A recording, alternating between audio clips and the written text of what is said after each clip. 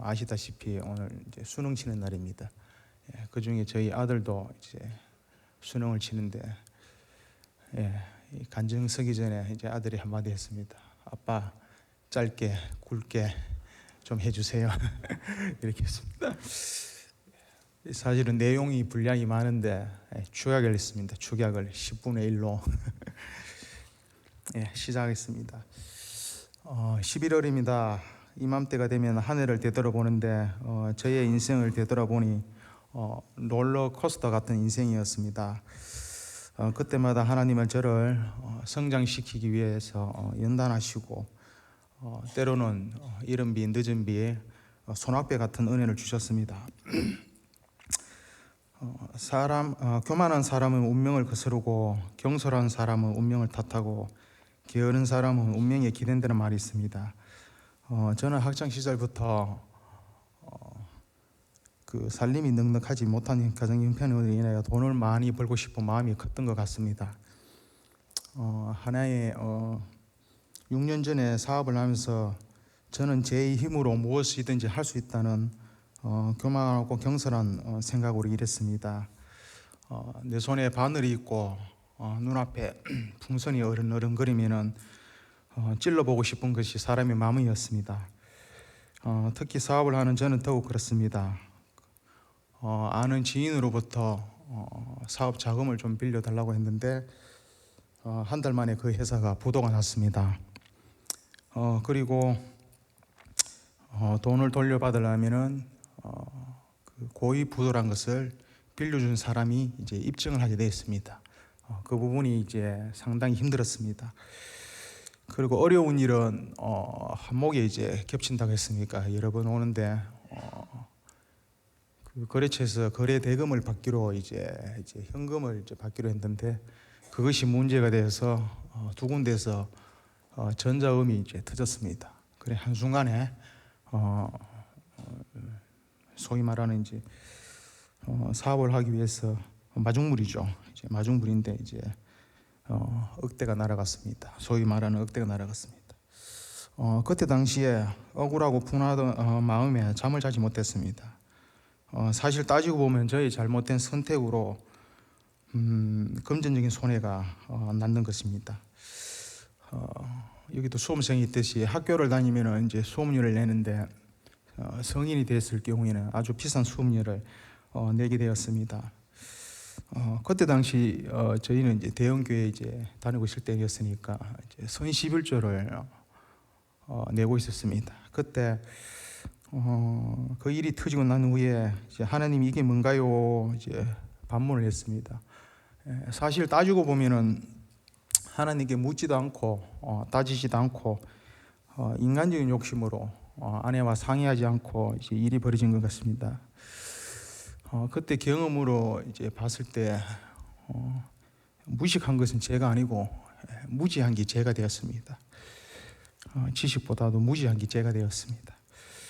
어제 목사님 말씀처럼 욕심으로 인해 비교하게 되었고 또 염려가 생긴 것입니다. 지금 생각해 보면 모든 것을 내려놓는다는 인간적인 마음에 뜻대로 되지 않는 것을 경험하게 되었습니다. 그때 당시에 하나님께 부르짖고 기도하게 되었습니다. 빈손으로 하나님께 나아가 모든 것을 내려놓을 때 하나님의 경험하심을 알게 되었습니다. 그로 인해서 상당히 법 공부를 많이 하게 되었습니다. 살아보니까 법은 지키되 안 좋은 것은 멀리하는 게 좋습니다. 그에 상당히 어려웠지만 믿음으로 선십일조를 끝까지 하게 되었습니다. 그로 인해 하나님께서 선물을 좀 주셨는데 좋은 것을 보통 우리는 지혜를 달라고 하나님께 구합니다. 근데 처음에 지혜가 무엇입니까? 이거를 마음속으로 좀 갈구하게 되었습니다. 하나님을 아는 것이 지혜의 근본이라고 말합니다. 분별력과 통찰력이고 지혜이고 그 다음은 신천을 해야 합니다.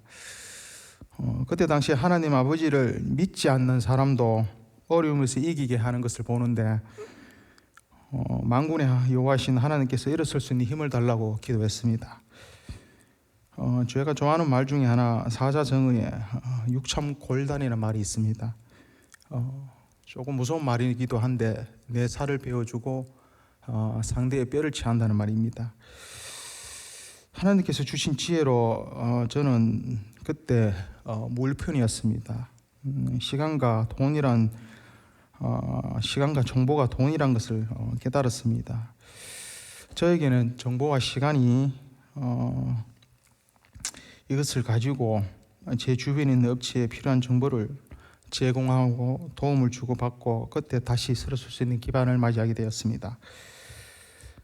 경험과 정보는 제 머릿속에 있는 것은 누구도 뺏어갈 수 없고 그때 당시 제가 운영하는 자원 재활용은 업체 특성상 성금 내지는 보증금을 먼저 주고 물건을 가져오는 시스템이었습니다. 그때 당시 어려움을 겪었으니까 저는 이제 하나님의 은혜로 시스템을 반대로 하게 되었습니다. 물건을 먼저 가져오고 대금을 지불하는 시스템으로 가게 되었습니다. 그렇게 되니까 사실은 돈이 없어도 사업을 영위할 수 있었습니다. 그로 인해가 돈의 유혹에 끌리지 않게 하시고 담대함을 주셨습니다.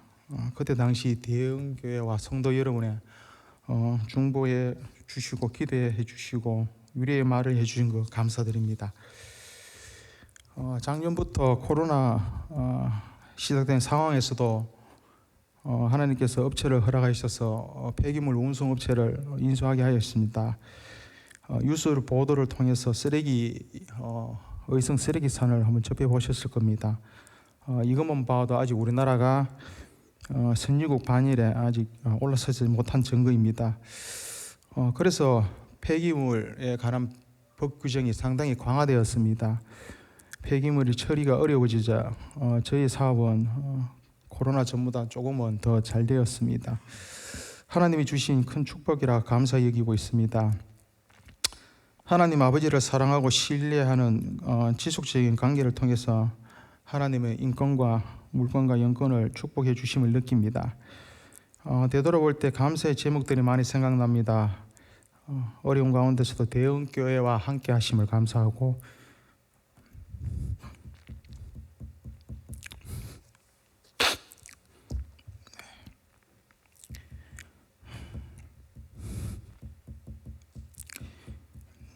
두 아이 하나님 은혜 가운데 잘 치르게 계심도 매 순간 감사합니다.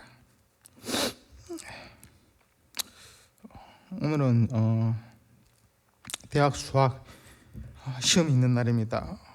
수능을 치는 12학년 또 11학년 제자비전 그리고 일반 학교 학생들 모두 두려워하지 말고 담대히 시험을 치르시길 바랍니다. 협력하여 선을 이루시는 하나님을 최고로 좋은 길로 인도해 주실 것입니다.